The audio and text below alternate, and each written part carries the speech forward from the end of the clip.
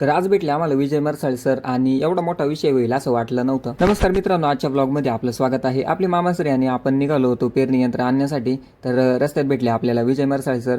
त्यांना मानलं पाहिजे यार, कारण की म्हणजे त्यांनी ना डायरेक्ट 12 ज्योतिर्लिंग आणि 12 शक्तिपीठ एका सायकलवरती करता येते.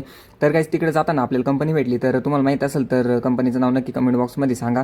तर आपण तिकडे जाताना आहे ना थोडंसं विहिरीचं काम वगैरे बघितलं. मग हे आपलं ट्रॅक्टर आणि आपल्याला जे पेरणी यंत्र घ्यायचं होतं हे ते पेरणी यंत्र.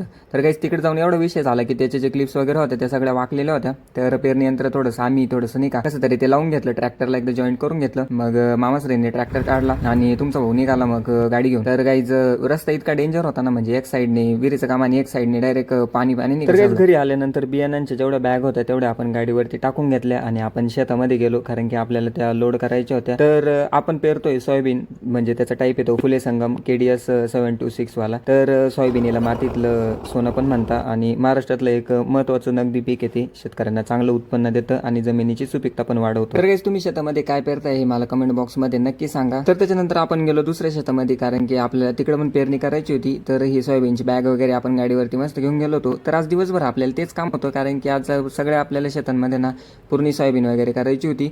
तर मग थोडासा टाइमपास वगैरे केला, इतकं बोर होत होतं ना मामा गेल्यानंतर. तर काहीच वातावरण एकदम पावसाचं झालं होतं, वातावरण एकदम डेंजर झालं होतं नाही का. तरी पण आपण पावसामध्ये काही थांबलो नाही, तरी आपण पेरणी वगैरे करून घेतली. त्याच्यानंतर घरी आलो तर ही आपली काजल, हा आपला चेतक आणि तो आपला शिवराज आणि हा आपला संजय.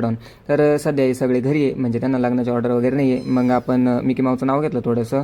मग त्याच्यानंतर आपण परत पेरणीला सुरुवात केली, थोडेसे शूज वगैरे घालून घेतले, कारण की आपल्याला नाईट करायची होती. तर काहीच रात्री आपल्याला भेटले मिस कोकिळ, मिस्टर कोकिळ आणि त्यांचं एक छोटंसं पिल्लू. तर ते खूप आवाज करत होते. भेटूया पुढच्या ब्लॉगमध्ये, तोपर्यंत नमस्कार.